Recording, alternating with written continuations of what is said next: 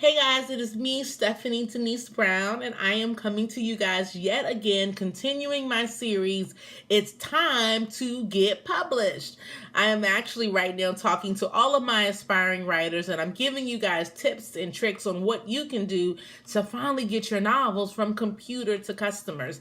I get a lot of emails every day and DMs of people asking me certain questions, so I thought it'd be really cool to put together a little segment that you guys can use and give you some things that I have used in my own personal career that has helped me to publish my novels that I have done. So, without further ado, let's get right to it. I've already done a couple of segments already. I started last week talking about some things that you can do as far as the different ways to publish your novel. So you can check out my website at stephaniedbrown.com.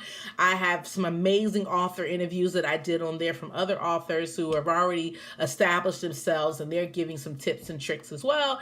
And I have also gone on there and told you the ways to get your novel published. Earlier already, I've talked to you about some of the steps of what you can do as far as that you are writing. So I'm continuing my series today, and I'm giving you guys some writing tips. So we've already talked about outlines, and we've already talked about character development. If you have missed those two courses, you can always stop here and go back and catch those, because I really am trying to give you a progression of the entire process so that you can know from start to finish how to get this done. So we're writing our novel. Oh yeah, I'm sorry, we haven't started writing our novel yet.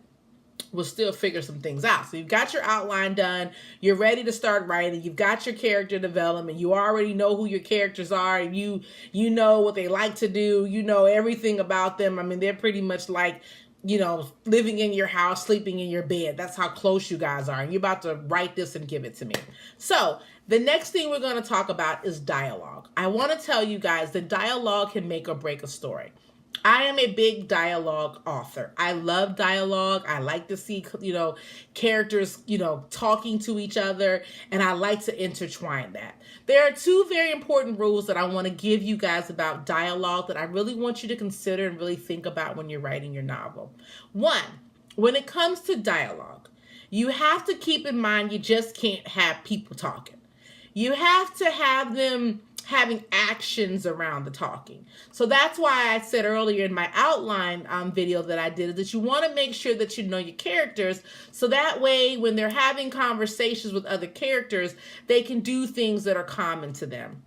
I want to say in one of my novels, my character loves to play with her hair. Whenever she's nervous, she does one of these things right here. So that's her thing. Or I want to say the guy has a way of, he has some trait that he always does, that drives her crazy. So you want to make sure that when your characters are talking, just like how I'm talking now and I'm moving my hands and I'm going back and forth and I'm doing that, you want your characters to have that when they're dialogue. You don't want to be, Stephanie said she went to the store, Gina asked why. Stephanie said, because I'm hungry. Gina said, how you get in there? Stephanie said, I'm taking the car.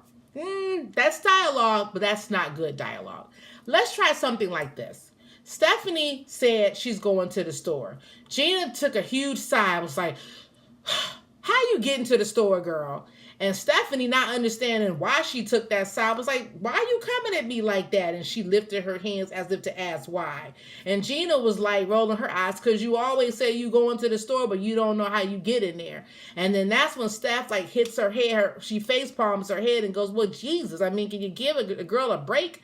So you see how I added different things in there? You want to make sure that you add actions in between your dialogues that are true to your characters. You want to make sure that you're moving them along. My last novel that I wrote, A Gift and a Curse, Renata's Story, I have a scene in there where I've got about 5 or 6 people that are talking at the same time. It's pretty incredible, because you got to have them all talking and they're all moving around. I mean, sometimes they're holding a magazine, sometimes they're walking across the room. So you really got to make sure that when you have your characters and they're talking with each other, you have to move them along. That's very, very important when it comes to dialogue.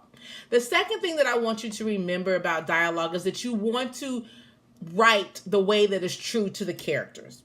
When I say that, this is what I mean. If your character is a professional woman, she's probably not going to say certain things. So you want to make sure that you are writing truth to how they talk. You know, you don't want to be sitting in there having a businesswoman walk in the room, be like, y'all heard what I said? That's not true to who she is. So you need to make sure that when you're writing your dialogue, it is true to character. One, about me, I don't use curse words. I only curse unless I'm really, really mad. So you never ever hear me saying a curse word. So for me, sometimes when I have to add a curse word into my novels, it's really hard for me because I don't curse on a day-to-day basis. So I have to try to figure out, where do I put this curse and how would they say the curse? So you want to make sure that when you are doing dialogue, that you are being true to the character and you are writing and speaking like the characters really would speak. That is very, very, very, very, very important. So keep in mind, dialogue is a very effective way to push a story along. A lot of times, if you don't want to have to create something in the narration, you can create it through dialogue.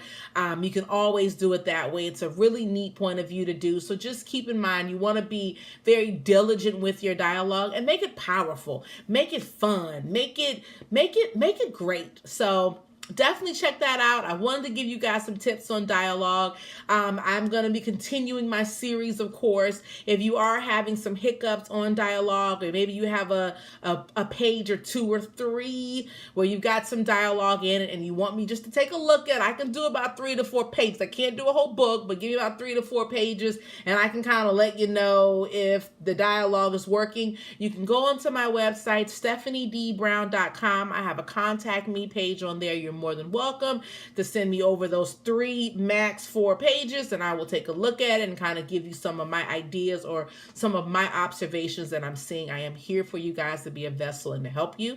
You can also go on my blog after this, where I will give you another recap on dialogue and give you some examples of dialogue from my own book so that you can see some examples for yourself. So that is all for today. It is time to get published. So you guys go out, have fun, shut off my video. Let's get to writing. Let's get that dialogue popping, and let's do what we got to do. Until next time, I will see you guys later. Bye-bye.